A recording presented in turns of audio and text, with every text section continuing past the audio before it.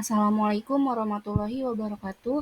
Perkenalkan, nama saya Lejena Kamal Salwa. Saya mahasiswa dari Universitas Islam Asy-Syafi'iyah, Fakultas Ilmu Kesehatan, Program Studi S1 Ilmu Keperawatan. Di sini saya akan menjelaskan tentang parasitologi kedokteran. Apa itu parasitologi kedokteran? Parasitologi kedokteran adalah ilmu kedokteran yang mempelajari tentang parasit yang hidup di dalam tubuh manusia atau hewan, baik yang hidup untuk sementara waktu maupun yang hidup parasitik, sepanjang umurnya di dalam tubuh atau pada permukaan tubuh inang tepatnya mencari makan untuk mempertahankan hidupnya. Apa itu parasit? Parasit adalah organisme yang termasuk dalam kerajaan binatang atau disebut animal kingdom, yang untuk dapat mempertahankan hidupnya membutuhkan makhluk hidup lain sebagai sumber kehidupannya, termasuk sebagai sumber makanannya. Parasit hidup pada organisme lainnya yang disebut inang atau hospes. Jika hidup di permukaan tubuh hospes, dapat menimbulkan investasi yang disebut ektoparasit. Jika hidup di dalam tubuh hospes, menyebabkan infeksi atau disebut endoparasit. Sesuai dengan cara hidupnya, dikenal parasit fakultatif jika parasit selain hidup parasit pada tubuh hospes mampu hidup bebas di luar tubuh hospes dan disebut parasit obligat. Jika parasit ini harus selalu hidup parasitik pada hospes karena selama hidupnya sangat tergantung pada makanan yang didapatnya dari hospes. Parasit yang hidup parasitik pada hospes yang sebenarnya bukan hospes alami atau disebut parasit insidental.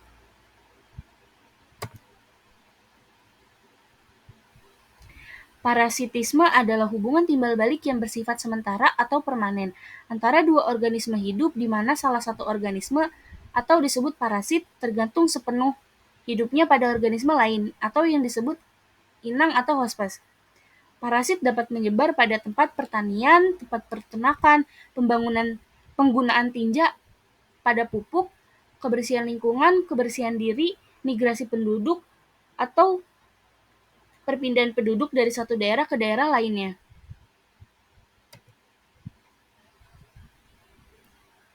Parasit juga dapat hidup dan berkembang di daerah tropis, karena daerah tropis yang basah dan temperatur optimal bagi kehidupan parasit merupakan tempat ideal bagi kehidupan parasit. Sedangkan pada daerah subtropis dapat menghambat perkembangan kehidupan dan penyebaran parasit. Banyak penyakit parasit manusia dan hewan dijumpai di Indonesia karena lingkungan hidup di kawasan ini memungkinkan parasit dapat hidup dan berkembang biak dengan sempurna.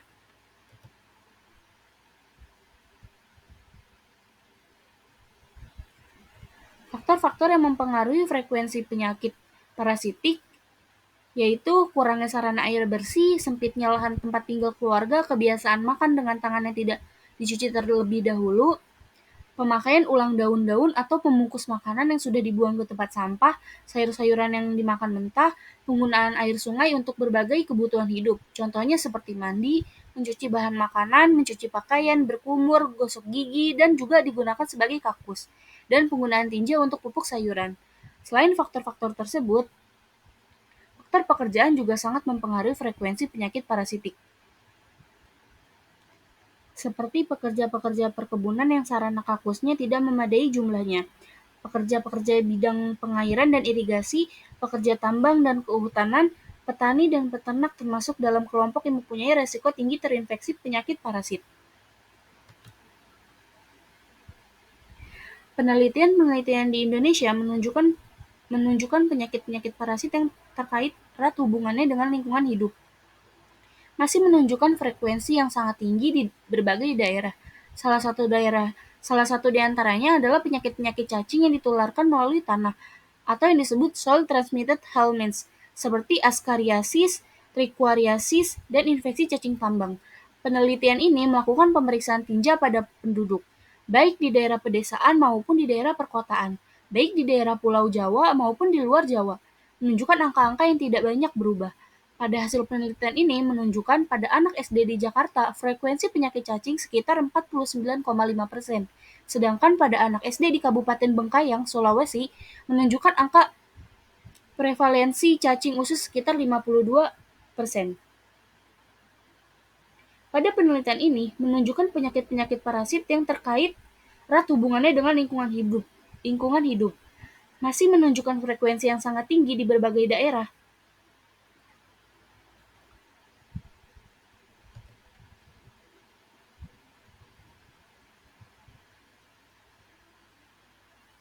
Di Indonesia terdapat 3 jenis cacing filaria, yaitu Wuchereria bancrofti, yang kedua Brugia malayi, yang ketiga Brugia timori.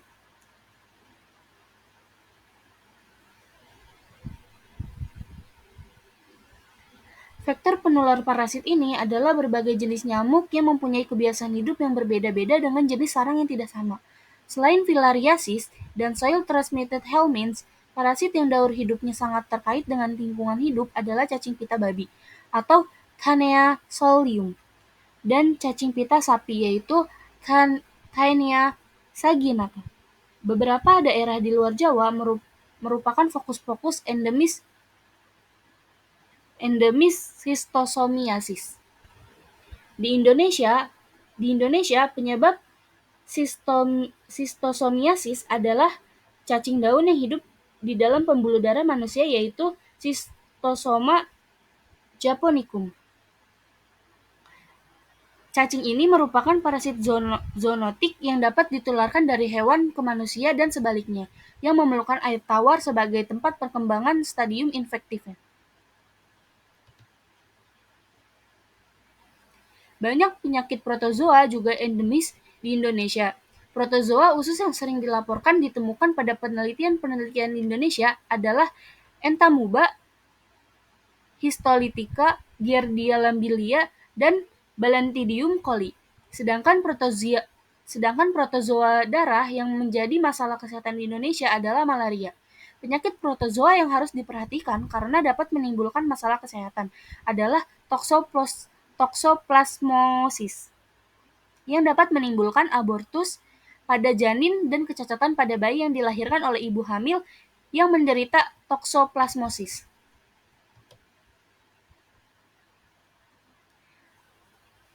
Parasit beradaptasi terhadap lingkungan hidupnya, termasuk di dalam tubuh hospes tempatnya hidup, menyebabkan terjadinya perbedaan daur hidup pada berbagai jenis parasit. Hospes definitif atau definitive host atau final host adalah hospes yang menjadi tempat hidup parasit dewasa atau parasit matang seksual atau sexually mature. Lalu ada hospes cadangan, yaitu atau bisa disebut reservoir host atau parasit yang hidup pada manusia. Yang terakhir ada hospes perantara atau intermediate host, adalah parasit yang membutuhkan hewan lain yang bertindak.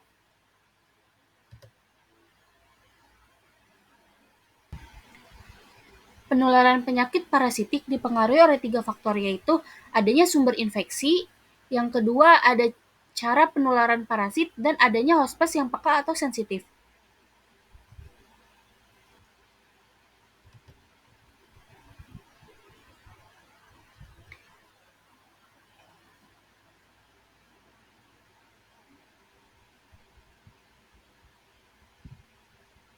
Perjalanan penyakit parasit dibedakan antara yang pertama ada infeksi atau infection, yaitu invasi yang disebabkan oleh endoparasit. Dan yang kedua ada infestasi atau infestation yang disebabkan oleh ektoparasit atau eksternal parasitisme.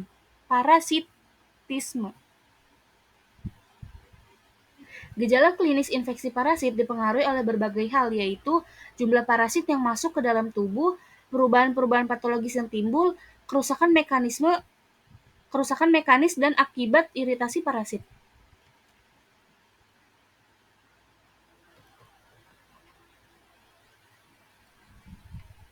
Perjalanan klinik penyakit parasit seringkali bersifat umum karena gejala dan keluhan yang ditimbulkannya mirip satu dengan yang lainnya, sehingga hanya dengan gejala klinis saja sukar dijadikan pegangan penentu jenis parasit yang menjadi penyebab penyakit parasitik. Akibat penyakit parasit umumnya bersifat menahun dan jarang menimbulkan kematian mendadak, sehingga sering tidak diperhatikan atau diabaikan. Akibatnya, anemia dan kekurangan gizi merupakan akibat yang paling sering dialami oleh penduduk, terutama di daerah yang sudah rawan gizi sebelumnya, sehingga menimbulkan manifestasi malnutrition dalam berbagai tingkatan dari yang ringan hingga yang berat.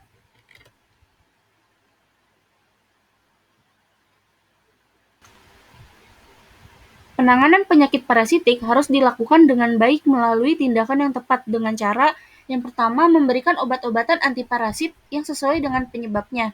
Yang kedua, tindakan operatif jika diperlukan. Dan yang ketiga, pemberian suplemen nutrisi yang cukup untuk meningkatkan daya tahan tubuh penderita.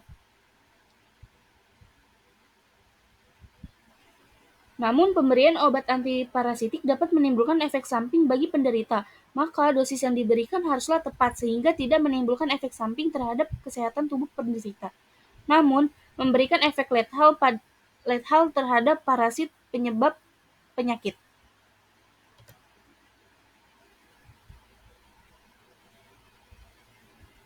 Pencegahan penularan penyakit parasit pada umumnya dilakukan dengan cara memutuskan rantai daur hidup parasit, yaitu dengan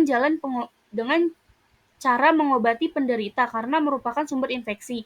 Yang kedua, melakukan penyuluhan kesehatan untuk mencegah penyebaran penyakit. Yang ketiga, menghindari kontak dengan parasit. Yang keempat, menjaga kebersihan lingkungan hidup. Yang kelima, menjaga kebersihan lingkungan kerja. Harus selalu dijaga dengan mengadakan sistem pembuangan limbah yang baik. Rantai daur hidup parasit dapat diputuskan dengan mengawasi hospes cadangan atau reservoir host dan memberantas vektor penular parasit. Daya tahan tubuh harus selalu ditingkatkan dan selalu menjaga higien perorangan. Ada garis besarnya parasit pada manusia dan hewan dapat dikelompokkan menjadi 3 golongan besar, yaitu protozoa, cacing, dan arthropoda atau serangga. Yang pertama ada protozoa. Protozoa adalah parasit yang tubuhnya terdiri atas satu sel yang sudah memiliki fungsi lengkap makhluk hidup, yaitu mempunyai alat reproduksi, alat pencernaan makanan, sistem pernafasan, organ ekskresi, dan organ untuk hidup lainnya. Berdasarkan tingkat menggerakkannya, protozoa dikelompokkan menjadi 4 bagian. Yang pertama ada rhizopoda. Rhizopoda yang bergerak menggunakan kaki semu atau pseudopodi. Misalnya Entamuba histolytica. Yang kedua ada Mastigopora yang bergerak dengan flagel, misalnya Giardia lambelia. Yang ketiga ada Ciliata, bergerak menggunakan silia, misalnya Balantidium coli. Yang keempat ada sporozoa yang tidak memiliki alat gerak, misalnya Plasmodium vivax.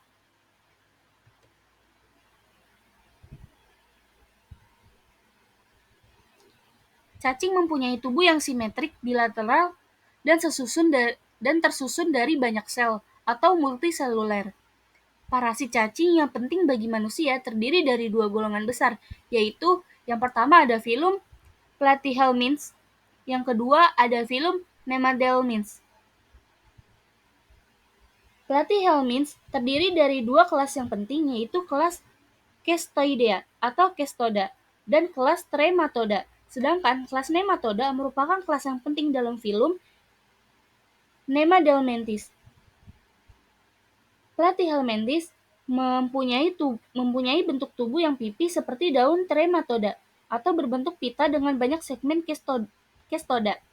Sedangkan filum Nemadelminths mempunyai bentuk tubuh yang silindris memanjang.